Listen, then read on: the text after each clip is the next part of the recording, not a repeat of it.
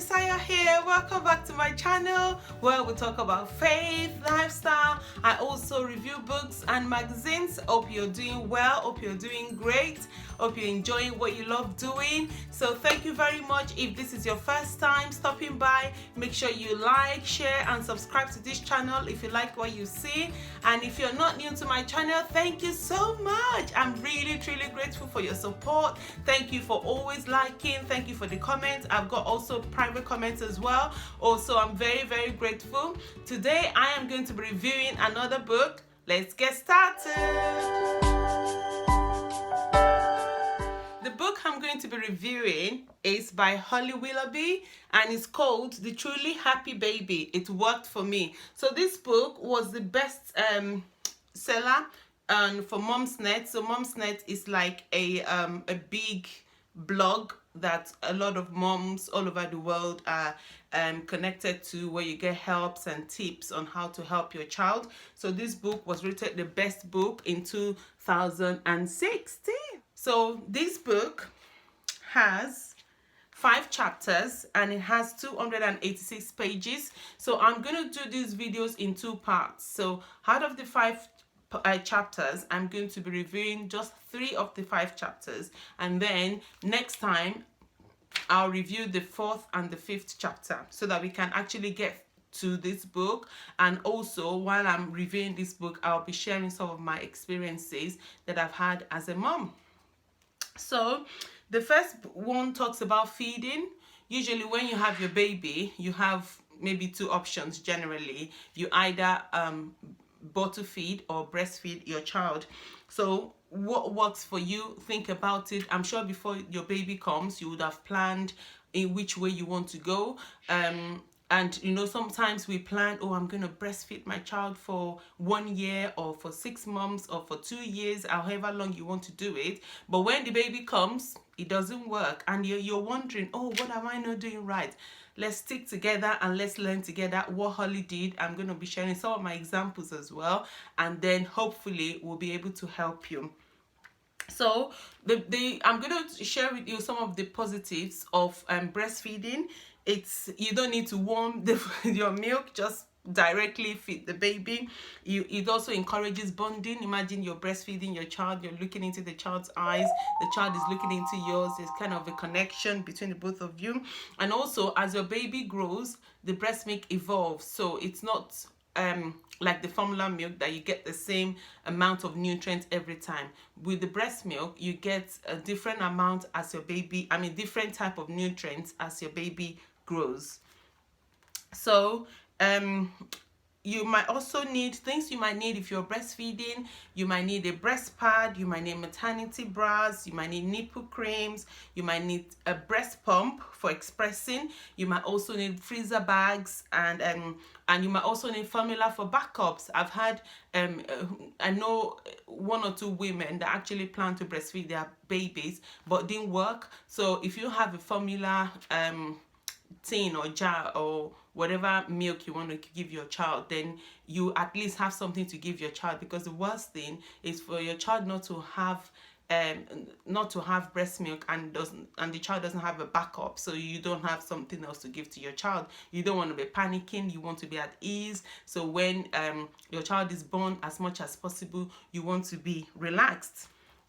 So also if you're struggling to produce breast milk and you're really desperate, there are so many things. Firstly, talk to your midwife or your nurse or the doctor, whoever is looking after you. And there's some of the things that Holly tried in our book. She tried the oatmeal. So you might also want to eat spinach, oily fish, brown rice, nuts, and dried fruits. But be careful if you are allergic to any of this.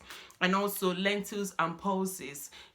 So when you are trying to breastfeed your child and it looks like you're not producing enough milk, there are so many alternatives. Some people say you have a custard. Some people, where I come from, they talk about paps, so different paps you can have. So there's so many things, and I know different countries have different things that they help women who have just given birth so that they can produce milk as much as possible. But if you're not producing milk, don't beat yourself up. You have a backup. Go and get formula milk, but do your research. Not all the formula milks are okay for your child. Just think of which one you need for your baby. And if you're going for the formula milk, you might need bottles at least for the first few months. You need at least 6 bottles. You need a teat, you need sterilizing solution or tablets. You might also need a sterilizer, and you also need to know how to sterilize all of this, all the bottles, so as much as possible your baby is getting all the nutrients for the milk.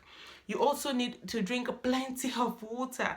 As soon as you put your baby to feed, if you're breastfeeding, you find that your throat just dries out as if so what I do most of the time, like I said, I'll be sharing some of my experiences too. So what I do is that I have a glass of water or a bottle of water next to me, and I drink as much as I can, because you might get dehydrated as soon as your baby starts feeding. So you need to drink water as long as you have fluid inside of you. But obviously water is best recommended. Remember, whatever you eat or drink at this point, you're also passing it to your child. You can also try different positions. So sometimes if you're sitting upright, I have a tube pillow that I put around me. I put the baby on top so I don't have to crouch. Some people have, cushions behind them. Some people, like to lie down, depending. Sometimes in the middle of the night when my baby was still very young, I lie down next to the baby, feed the baby, and sometimes I sleep off. But most of the time, you wake up, you sleep properly, and then you put the baby to sleep as well. So it's not always advisable to sleep with your baby in bed because of the risk of suffocation. I'm going to get there in a minute.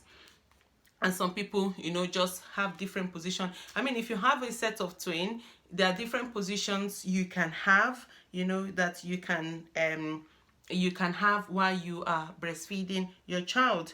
And also, it's also good for you if you're breastfeeding. You need to have you need to have storage bags, so that when you're not around, or you just need a break from everything, feel free to warm the milk up and give it to maybe your partner or your sister or your brother or any of your family member, just to help you. You do need a break. Don't be afraid to ask for help. Don't be afraid to ring up a friend, even if it means just getting out of your PJs, it means getting out of the house just to get fresh air. Please feel free to call people around you just to help you, and you'll be surprised. 5-10 minutes in the fresh air away from your baby for a few minutes, it makes a lot of difference into your in your body, even your psychological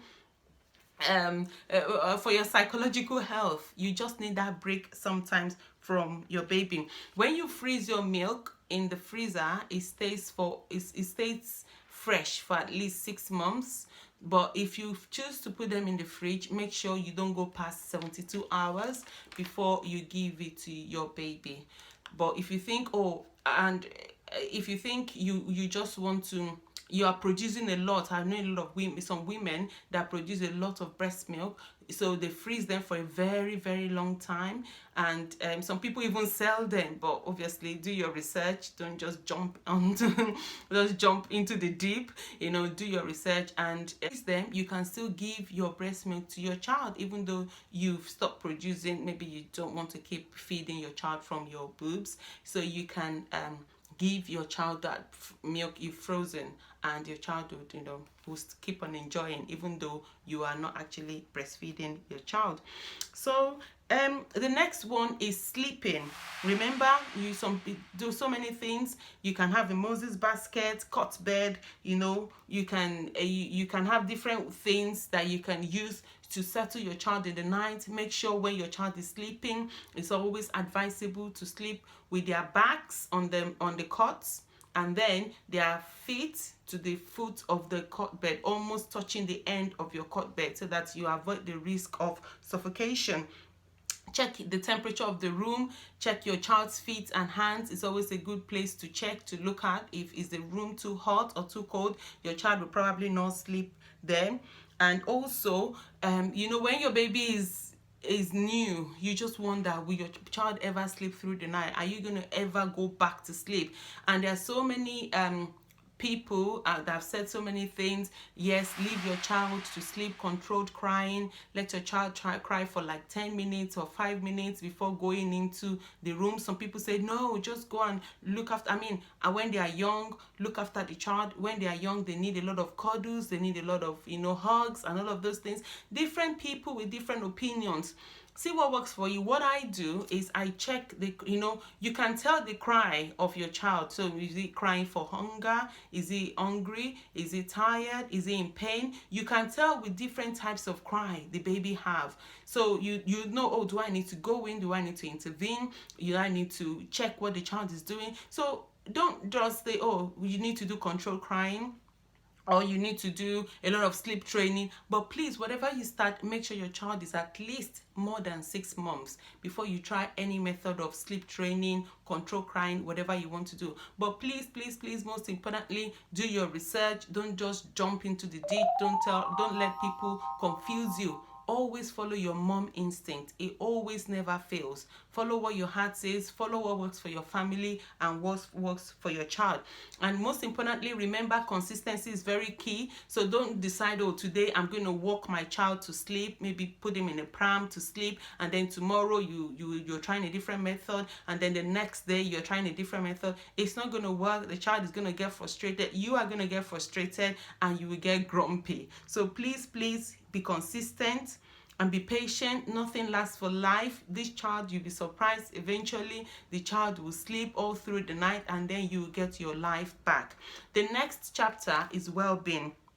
And in this chapter, it talks about the newborn's well-being, caring for your baby, growth spurts, and development milestone. So those are the things that you need to check. Sometimes when your child is born, the child comes up with a birthmark. What you should look out for: signs of jaundice, hearing tests. You'll be having visits from the midwife and the health visitors, nurses as well. Sometimes if the child has 1 or 2 complications, you might need to take the child in for to see the doctor.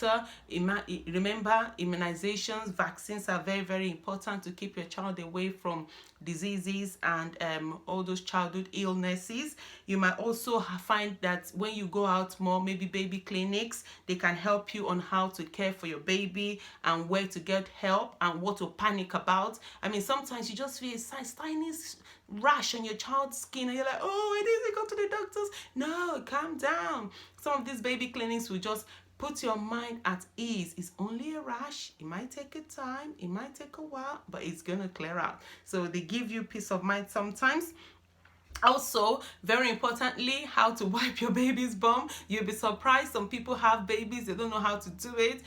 For girls, from front to back, yes. And for boys as well, you just wipe clean. And the interesting thing about boys is that sometimes as soon as you take the old nappy off, what do? They do a wee. So just be careful, it's not directed at your mouth. So yeah. And also another thing to look out for is the umbilical cord. Make sure it's always very dry so that it can heal up quickly. Another thing is nappy rash. Make sure your babies, you change your baby's nappy as often as possible, depending on how much food your baby has or your baby consumes in a day.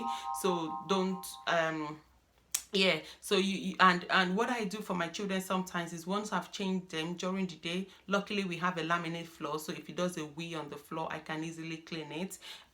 So I leave his bum out, just fresh air, as long as the weather is fine. Fresh air. If he does a wee, we mop it up. It's not a big deal. So yeah, make sure your baby's bum gets air as much as possible. That's another thing that can help with nappy rash. But most importantly, check the temperature of your house before you expose your baby, so your baby doesn't come down with a cold.